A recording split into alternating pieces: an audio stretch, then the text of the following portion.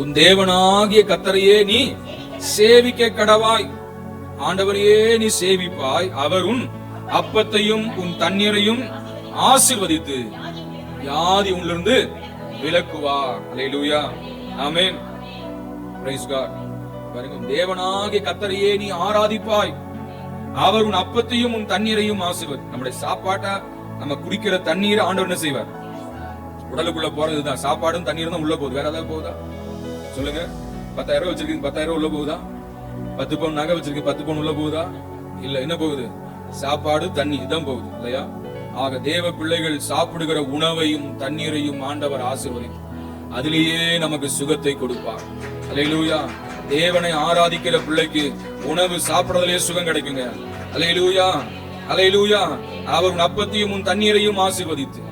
இஸ்ரவேல் ஜனங்க வனாந்தரத்துல வரும் பொழுது என்ன சாப்பிட்டாங்க? மன்னாவை சாப்பிட்டாங்க. ஆமென். கண்மலையின் தண்ணீரை குடிச்சாங்க. வியாதி வந்துச்சா? சொல்லுங்க, வியாதி வரல. ஆக தேவ பிள்ளை அப்பத்தையும் தண்ணீரை திருவிருந்துல பங்கு பெறும். அப்பம் இயேசுவின் சரீரத்துக்கு அடையாளம், திராட்சரசம் இயேசுவின் ரத்தத்துக்கு அடையாளம். இதெல்லாம் பங்கு பெறும் பொழுது ஆண்டவர் வியாதிகளை மாற்றுகிறவராய் இருக்கிறார். அல்லேலூயா. அவரை சேவிக்கிற, அவரை ஆராதிக்கிற பிள்ளை. சில பேர் என்ன செய்வாங்க? கர்த்தருடைய பந்தின்னு எந்திரிச்சு போயிருவாங்க.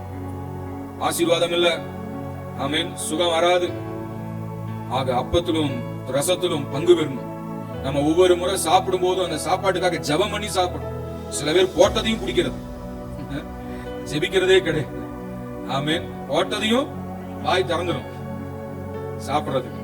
ஜெபம் பண்ணும். ஆண்டவரே, இந்த உணவை ஆசீர்வதி.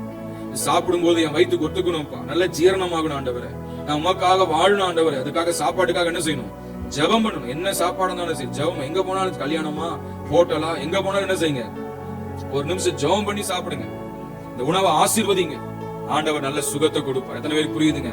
அல்லேலூயா. அவர் உன் அப்பத்தையும் உன் தண்ணீரையும் ஆசீர்வதிப்பார், ஆசீர்வதிப்பார். வியாதியை உன்னிலிருந்து விலக்குவார். அல்லேலூயா. வியாதியை நம்முடைய சரீரத்திலிருந்து ஆண்டவர் விலக்குவார். இந்த வசனம் எல்லாம் சத்தியம்.